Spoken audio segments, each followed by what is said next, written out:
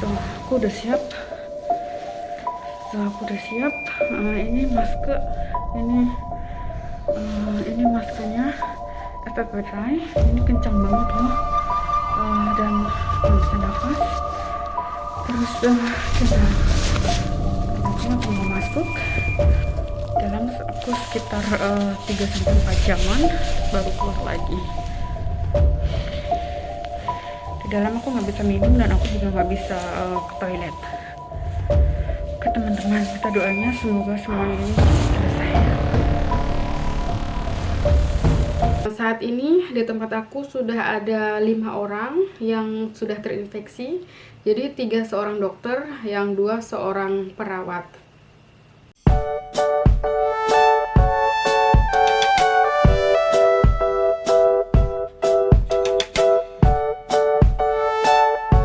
Halo semua, assalamualaikum. Ketemu lagi dengan aku.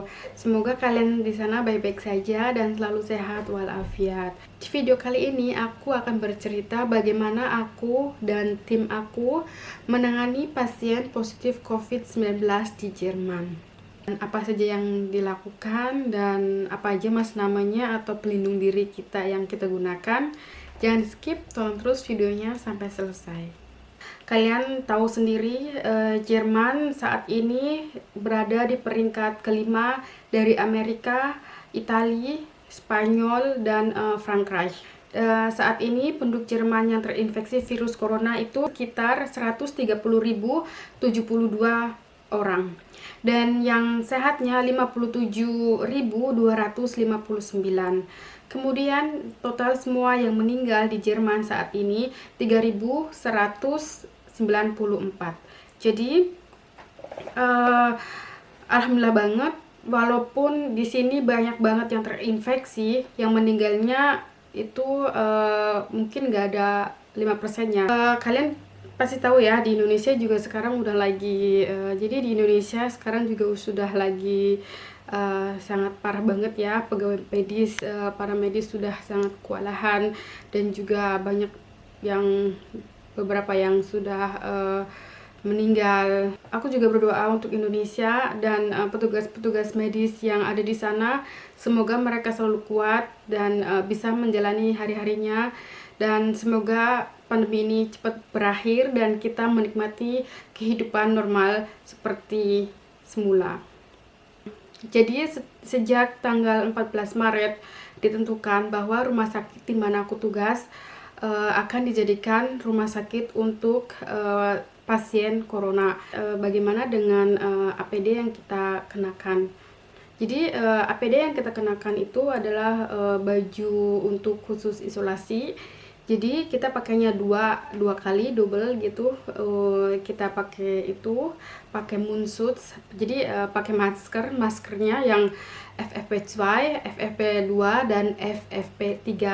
Jadi kebetulan di tempat aku itu ada pasien yang memang harus diapsaung, jadi harus disedot gitu dari mulut sampai ke rahangnya, karena memang dia benar-benar nggak bisa nafas dan juga banyak lendir-lendir yang di dalam, jadi dia nggak bisa benar-benar kehustet gitu, jadi kita harus apsaungnya.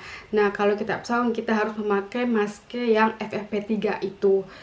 Nah kemudian kita memakai masker, habis itu kita memakai kacamata itu harus emang kacamata yang bener-bener gede banget gitu ya, harus semua tertutup, jadi nggak ada terutama mulut sama mata dan hidung gitu bener-bener harus tertutup banget, nggak ada celah sedikit pun, supaya kalau kita kontak dengan pasien tidak ada atau tidak mendapatkan serpikan cairan dari pasien tersebut gitu.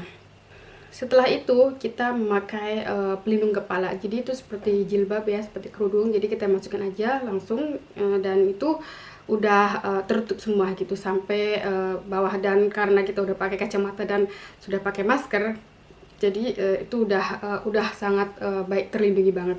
Kemudian kita harus memakai sarung tangannya kita harus memakai 2. Yang pertama itu untuk pelindung kita, jadi walaupun kita lepas sarung tangan, kita tetap masih punya sarung tangan yang dipakai gitu. Genau, jadi sarung tangan yang digunakan untuk APD ini tidak pula sarung tangan yang apa ya, yang cepat rusak atau apa gitu. Sekarang udah dikeluarin semua, dan yang harus digunakan untuk kita itu sarung tangannya warna biru ini.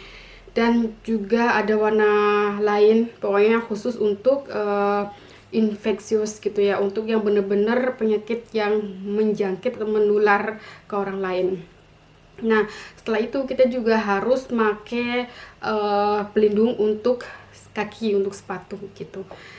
Setelah itu kalau kita semuanya udah beres, baru kita masuk ke ruangan itu. Bagaimana rasanya di dalam baju APD seperti ini? So, jadi mungkin di Jerman dan Indonesia beda ya, dan juga mungkin karena aku jujur kurang tahu di Indonesia seperti apa, tapi kalau aku melihat berita katanya atau mereka pakai baju tuh langsung 8 jam gitu atau sampai 10 jam nggak ganti-ganti, dan mereka juga tugas dari 14 hari, libur 14 hari makanya untuk karantina. Tapi di Jerman tidak seperti itu. Jadi kalau udah pakai baju APD seperti ini, kita masuk ke ruangan isolasi khusus pasien positif corona ini kurang lebih 4-5 jam. Kemudian kita keluar, dan selama kita keluar ini diganti tim yang lain masuk lagi, jadi kita ganti-gantian gitu. Dan kalau kita udah selesai istirahat dan lain sebagainya, baru kita masuk, dan yang tadi masuk itu keluar lagi kayak gitu. Nah, rasanya seperti apa? Jadi rasanya ya Allah, panas banget, rasanya itu panas banget. Apalagi saat ini di Jerman udah mau memasuki musim panas, jadi udah dari matahari gitu ya panas, dan juga ditambah pakai baju APD ini. Jadi rasanya tuh panas banget, jadi pengap gitu ya. Terus yang tidak, yang biasanya aku nggak berkeringat, aku berkeringat di dalam balutan APD ini. Dan juga karena emang pakai maskernya yang FFP dry itu keras banget, dan juga bau seminya itu sangat menyengat banget, jadi kita tuh tidak bisa nafas dan juga sangat tertekan gitu. Dan sama halnya juga dengan kacamata pelindung itu memang harus bener-bener tertutup, jadi itu juga sangat tertekan banget di wajah. Kalau sudah keluar itu bekasnya itu sampai drop banget, sampai tertekan banget ya, sampai sini juga, sampai di bawah mata juga, sampai pas pertama mah aku mungkin ada alergi atau apa gitu, sampai merah semua wajahku, dan ada bintik-bintik kayak jerawat gitu. Tapi sekarang udah terbiasa, jadi ya mungkin ada bekas tekanan, bekas masker sama kacamata pelindung gitu. Karena kita di dalam kurang lebih 4-5 jam tertekan, jadi wajah tuh terasa sakit banget. Jadi dengan lamanya kita memakai baju APD, jadi druk atau bekas tekanan kacamata dan masker juga itu lebih tertekan lagi, lebih kelihatan banget gitu. Jadi itu juga tergantung ya, nggak mesti gitu. Kalau kita banyak cutun, banyak yang harus dilakukan, atau ada notfall pasien tiba-tiba nggak bisa nafas dan lain sebagainya, ya otomatis kita harus lebih lama di ruangan itu. Jadi dengan lamanya kita memakai baju APD itu tersiksa banget. Selain panas dan tertekannya wajah karena masker dan kacamata pelindung, kita juga tidak boleh makan, tidak boleh keluar, dan juga tidak boleh ke toilet. Soalnya kalau kita sudah keluar, kita harus lepas semua baju yang ada, baju yang kita pakai di tempat itu juga. Jadi kalau kita keluar bolak-balik itu kan juga menghabiskan banyak material gitu. Kita usahakan mengirit sedemikian biar kita baju APD-nya kecukupan gitu ya.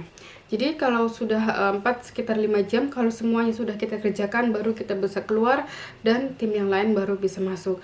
Nah, selama kita di luar, kita bisa makan, bisa minum, bisa ke toilet, dan lain sebagainya. Apa yang mau kita lakukan, kita bisa lakukan. So, setelah beberapa jam kemudian, karena kita shift terakhir udah mau selesai, kita masuk lagi, kita pakai baju APD lagi, kita masuk lagi sekitar kurang lebih 3 jam, baru kita bisa keluar lagi dan Fayam dan udah pulang gitu ya ke rumah masing-masing. Yang kita gunakan di sini untuk APD yaitu kita memenuhi RKI, jadi Robert Koch Institute. Jadi untuk memakai dan melepas baju isolasi itu kita harus mengikuti peraturan dari RKI yang sudah ditetapkan. Jadi untuk yang stasiun positif corona ini satu kamar itu 2 orang karena emang kan mereka dua-duanya positif gitu ya. Pasien COVID yang kita tangani saat ini itu berumur di bawah 50 dan di atas 50 tahun. Kalau yang berumur di bawah 50 tahun seperti kita punya pasien yang umurnya 38 ada, yang 24 juga ada, dan yang 50 juga ada. Kita dari tempat kami ada juga yang sembuh. Biasanya kalau pasien itu masih muda dan tidak membutuhkan penanganan rumah sakit, kita memulangkan mereka atau memulangkan pasien tersebut dan mereka harus dikarantina di rumah selama 14 hari atau sampai benar-benar simptomnya tidak ada, baru mereka atau si pasien itu melakukan tes untuk mengetahui apakah masih ada virus apakah masih ada virus di dalam tubuh atau tidak selama 14 hari. Dan kalau memang di rumah itu sudah tidak bisa sampai nggak bisa nafas, baru dia ke rumah sakit untuk melakukan penanganan selanjutnya. Setiap 2 jam sekali kita harus memeriksa pasien seperti suhu badan, temperatur, tensi, Sauerstoff Sättigung, dan puls juga, dan juga mengambil darah dari pasien untuk tes labo.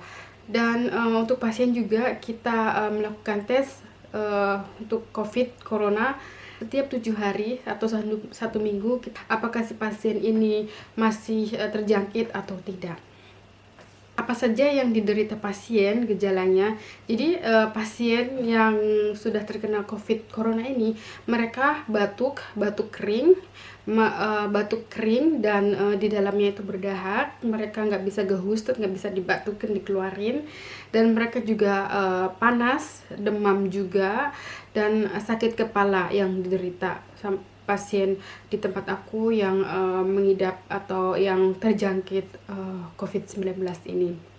Apa saja yang dilakukan para pegawai medis di tempat aku. Jadi untuk menjaga kesehatan kita dan juga untuk mengetahui apakah kita positif atau negatif, setiap 1 minggu sekali kita harus melakukan tes COVID-19 ini. Kita harus ambil abstrik, harus ngambil sampel dari kita sendiri, baru dikirim ke labor. Kurang lebih waktunya mungkin 5 jam. Kalau kita kirim sampel kita di atas jam 12, maka jam 4 sore itu udah ada hasilnya gitu. Jadi kita udah tahu.